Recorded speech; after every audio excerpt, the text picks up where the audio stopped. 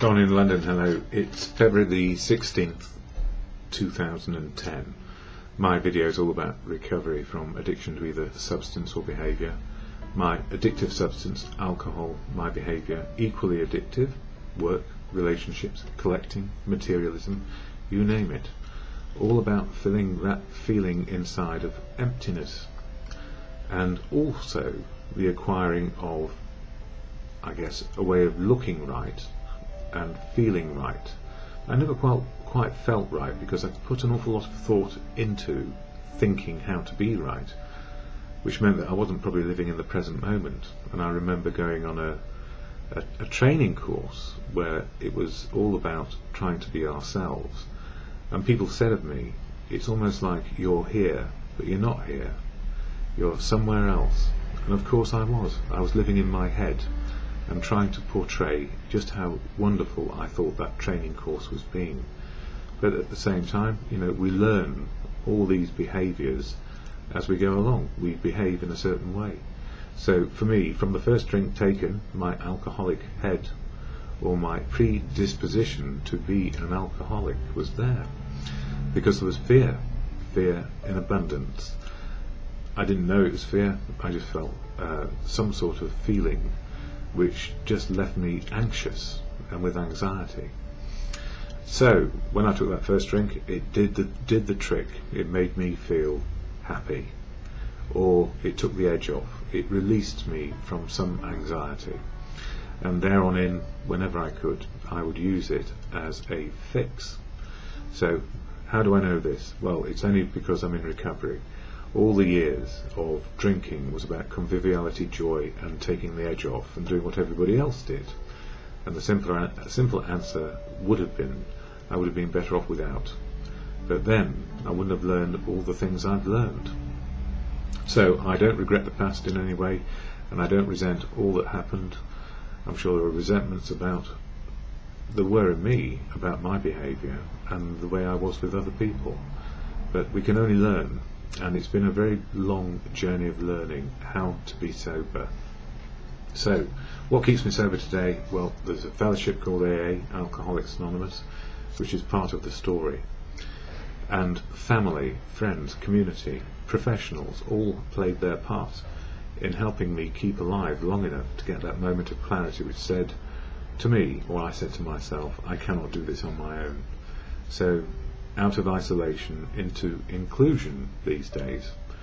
What a shock that was to my system, and it's not easy. It's not an easy way to live initially, and then we find we start to prefer being sober, and then we start to know and understand that life is better without taking the edge off, because we're learning how to live life one day at a time.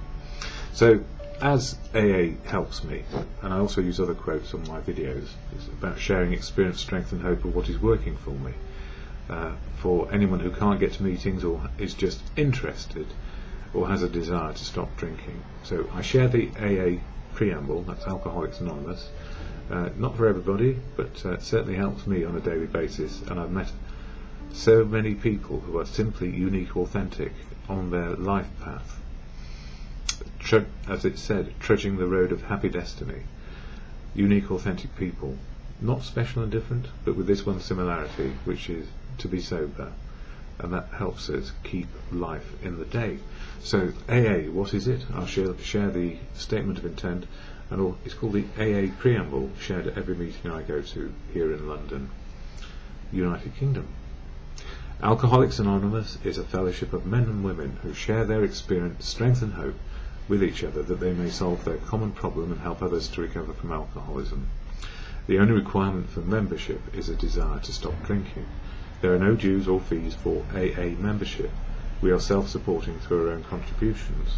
AA is not allied with any sect, denomination, politics, organisation or institution, does not wish to engage in any controversy, neither endorses nor opposes any causes. Our primary purpose is to stay sober and help other alcoholics to achieve sobriety. So primary purpose to help others, and the only requirement is a desire to stop drinking. So what an open fellowship this is. And in this book, the Daily Reflections, which I share here don't know if you can see it too well. It covers the 12-step program of AA. That's 12 steps of action for a person to change their attitude and behaviour, so living in the day works better. And February is all about step 2, which is coming to believe in a power greater than us can keep us sane on a daily basis, or restore us to sanity.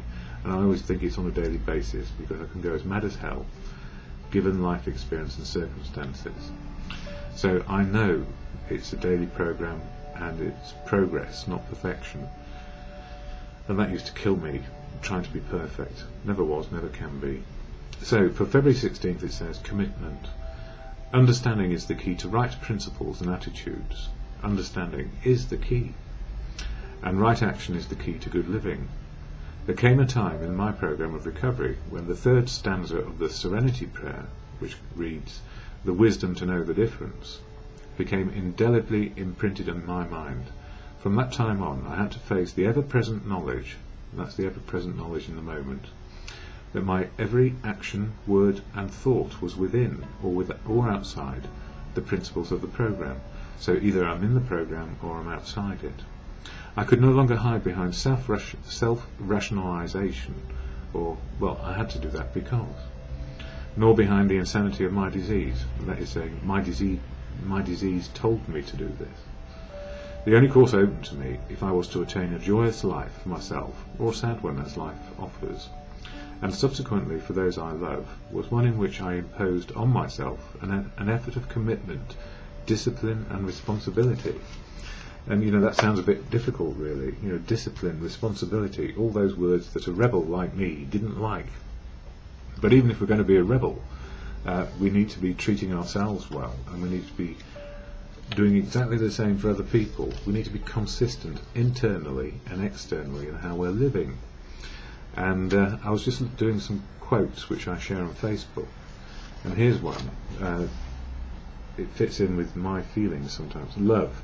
Either we are all in or all out. And the psychoanalyst Rollo May wrote, "Hate is not the opposite of love, apathy is." And my father on his deathbed said to me 3 words to consider how we treat ourselves and others. We cherish or are superficial and indifferent. And for me, when I actually apply those terms to myself, do I cherish people or am I superficial and indifferent? Also applies to me as well. Am I cherishing myself and looking after myself, or am I superficial and indifferent? Would I prefer to go back to drinking? Well, the answer for me is no. And another one from Rollo May: courage is not the absence of despair, it is rather the capacity to move ahead in spite of despair. So for me, back in the day, too much fear, brave facing, ego. That's how I lived: fear, brave facing and ego. And these days, if I can just get courage, faith and confidence on a daily basis, enough, and know the difference, then I'm on the right track. I'm just conscious of time here. And another one: let go, let in the good of now, from conscience, wisdom of others and the truth of now, is complemented by, again, Rollo May. Human freedom involves our capacity to pause, to choose the one response to which we wish to throw our weight. And then I added, let's write these down. We deserve, we work at living and choices come. Sorry, we do not deserve. We work at living and choices come. Which means for me that we don't deserve anything in life. We have to work at it. So then we get our choices back. And coming back to that Serenity prayer, which is about wisdom to know the difference, the full Serenity prayer, whether you believe in God or not, it's to a meditation of what works today. So, to God, all good conscience, grant me the serenity to accept the things I cannot change, courage to change the things I can, and the wisdom to know the difference for me always is just for today.